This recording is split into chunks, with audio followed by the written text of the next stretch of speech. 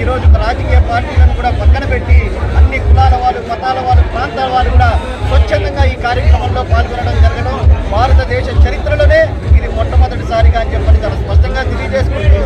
ఈ కూటమి ప్రభుత్వానికి ఇది ఒక పెద్ద చెప్పబెట్టు లాంటిది. ఇప్పటికైనా సరే చంద్రబాబు నాయుడు తన వైఖరి మార్చుకొని ఈ మెడికల్ కాలేజీని ప్రైవేటీకరణను పెత్తందారులకు అప్పగించే కార్యక్రమాన్ని విరమించుకోవాలని, లేకుంటే కార్యక్రమాలు ఇంతకన్నా ఎక్కువ ఉద్యమంగా చేస్తామని ఇప్పటికే భారతదేశంలో ఎక్కడ లేనింత తీసుకుని చేపట్టిన ఈ కార్యక్రమానికి 1,40,00,000 సంతకాలు ఈరోజు 1,00,00,000 సంతకాలు పిలుపునిస్తే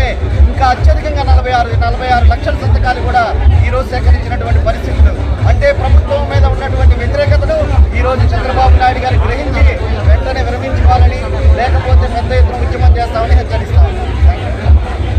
ఈరోజు రాజకీయ పార్టీలను కూడా పక్కన పెట్టి అన్ని కులాల వాళ్ళు, మతాల వాళ్ళు, ప్రాంతాల వాళ్ళు కూడా స్వచ్ఛందంగా ఈ కార్యక్రమంలో పాల్గొనడం జరగడం భారతదేశ చరిత్రలోనే ఇది మొట్టమొదటిసారిగా అని చెప్పని చాలా స్పష్టంగా తెలియజేసుకుంటూ